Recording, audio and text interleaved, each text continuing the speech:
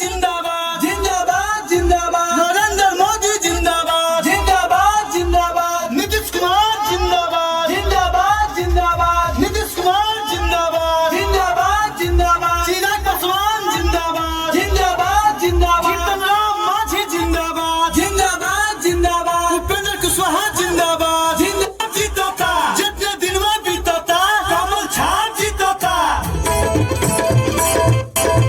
जिसने बिना किसी पद पर रहते हुए आपकी सेवा की, जो हमेशा सुख दुख में खड़े रहे, जो हर बार जनता के बीच उनकी समस्याओं को लेकर अड़े रहे हैं, ऐसा प्रत्याशी गोपालगंज 101 विधानसभा में सुभाष सिंह के अलावा कोई नहीं।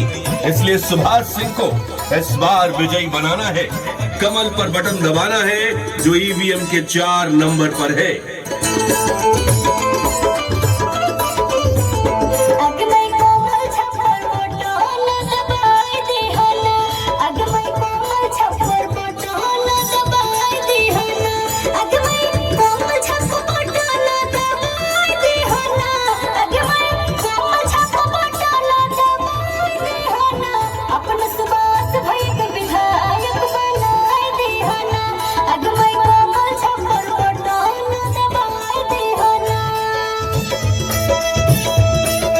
मोदी नीतीश की जोड़ी का कोई तोड़ नहीं। वह गोपालगंज से अपने भाजपा के सुयोग्य चर्चित जनसेवक सबके पसंद सुभाष सिंह को विजयी बनाइए। जी हां, कमल ईवीएम में नंबर 4 पर है, इसी पर बटन दबाइए।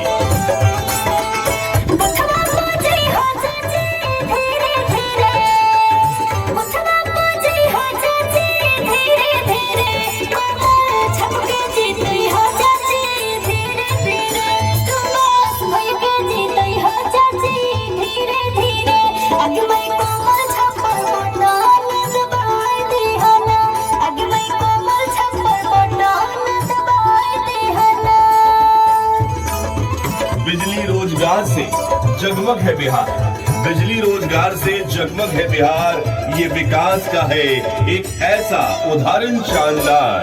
जनता एनडीए को जिताने के लिए फिर से तैयार, गोपालगंज भाजपा को जिताने के लिए फिर से तैयार।